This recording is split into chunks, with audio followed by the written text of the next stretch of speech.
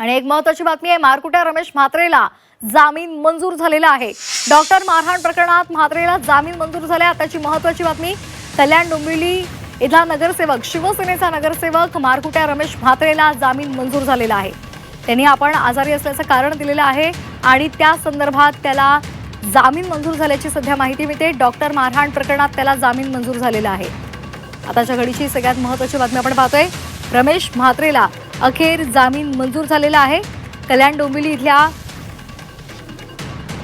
रुग्णालयामध्ये त्यानं डॉक्टरांना मारहाण केलेली होती, महिला परिचारिकांना सुद्धा मारहाण केलेली होती आणि त्यामुळे त्याला अटक झालेली होती आणि अखेर त्याला आता जामीन मंजूर झालेला आहे। मात्र तो तडीपार असणार आहे अशी सुद्धा माहिती मिळते।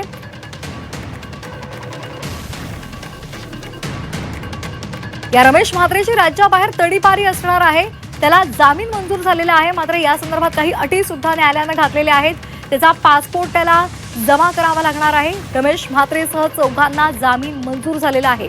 आताची महत्त्वाची बातमी आपण पाहतोय, आपल्या प्रकृती स्वास्थ्याचं कारण देत त्यानं जामिनासाठी अर्ज केलेला होता आणि आता त्याला जामीन मंजूर झालेला आहे। मात्र राज्यात त्याची तडीपारी असणार आहे।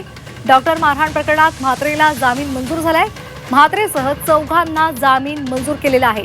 मारकुट्या रमेश म्हात्रेला सशर्त जामीन मंजूर केलेला आहे। त्यासाठी काही अटी सुद्धा न्यायालयानं घालून दिलेल्या आहेत। राज्याबाहेर त्याची तडीपारी असेल, त्याला पासपोर्ट सुद्धा जमा करावा लागणार आहे।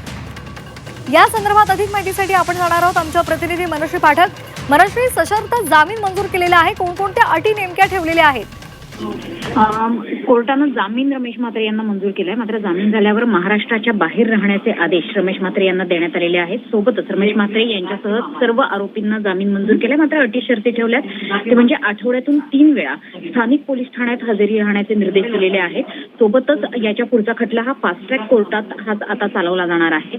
रमेश म्हात्रे यांना गोव्याला राहण्याचे आदेश दिलेले आहेत आणि तेथील अंजुना पोलीस स्थानकात आठवड्यातून 3 दिवस हजेरी लावणं आवश्यक असल्याचं त्यांनी सांगितलेलं आहे। कोर्टाने हे आदेश दिलेले आहेत आणि सोबतच रमेश म्हात्रे यांच्यासकट सगळ्या आरोपींना अटी शर्तींसह जामीन मंजूर केला जाणार आहे। मात्र इथून पुढचा खटला हा फास्ट ट्रॅक कोर्टात आता चालवला जाणार आहे। धन्यवाद मनश्री दिलेल्या सविस्तर माहितीसाठी।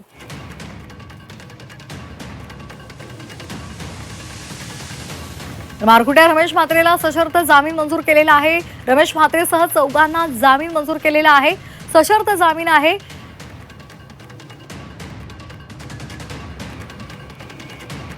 तर या मारकुट्या रमेश म्हात्रेला जामीन मंजूर झालेला आहे। त्याला राज्याबाहेर तडीपारी केलेली आहे, गोव्यामध्ये थांबायला सांगितलेलं आहे आणि तसंच तिथल्या एका पोलीस ठाण्यामध्ये त्याला आठवड्यातून 3 वेळा येणं बंधनकारक आहे।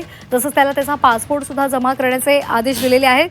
कल्याण डोंबिवली परिसरातल्या शिवसेना नगरसेवक रमेश म्हात्रे याला सशर्त जामीन मंजूर झालेला आहे। त्याच्यासह इतर चौघांना सुद्धा हा जामीन मंजूर झालेला आहे।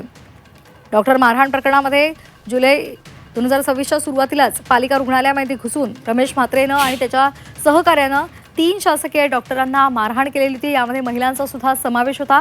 या संदर्भात त्याला अटक झाली होती आणि आता त्याला जामीन मंजूर केला आहे।